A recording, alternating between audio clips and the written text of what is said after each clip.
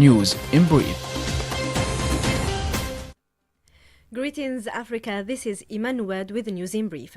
Starting with the 12th High-Level Seminar on Peace and Security in Africa, part of the Oran process continues today in Algiers with two closed sessions. At the Abdellatif Rahal Convention Center, delegates review the A3+ group activities and discuss strengthening Africa's unified voice in the reform of the UN Security Council.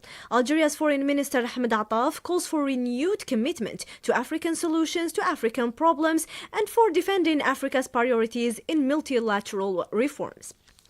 AfriPol opens its sixth meeting of heads of national liaison offices in Algiers, gathering representatives from all 55 African Union member states. The three-day meeting aims to enhance police cooperation, improve information sharing, and coordinate responses to terrorism and transitional organized crime. Participants also assess ongoing initiatives and identify practical steps to reinforce continental-wide law enforcement efforts with the AfriPol. The International Conference on the Crimes of Colonialism in Africa concluded Monday with summarized decision by the stakeholders and policymakers in the form of Algiers Declaration.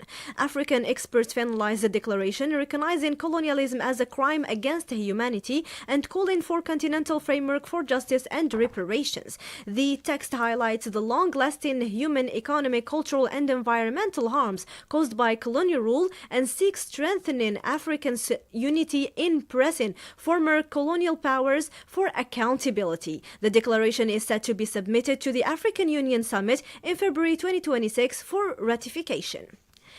The ATTAC Morocco reports a rise in political repression, citing trials of journalists, artists, and young protesters, as well as heavy-handed responses to demonstrations. The group urges the release of all prisoners of the conscience, including Hirakrif detainees, the journalist Saida Al-Ami, lawyer Mohamed Zian, and others jailed for exposing corruption.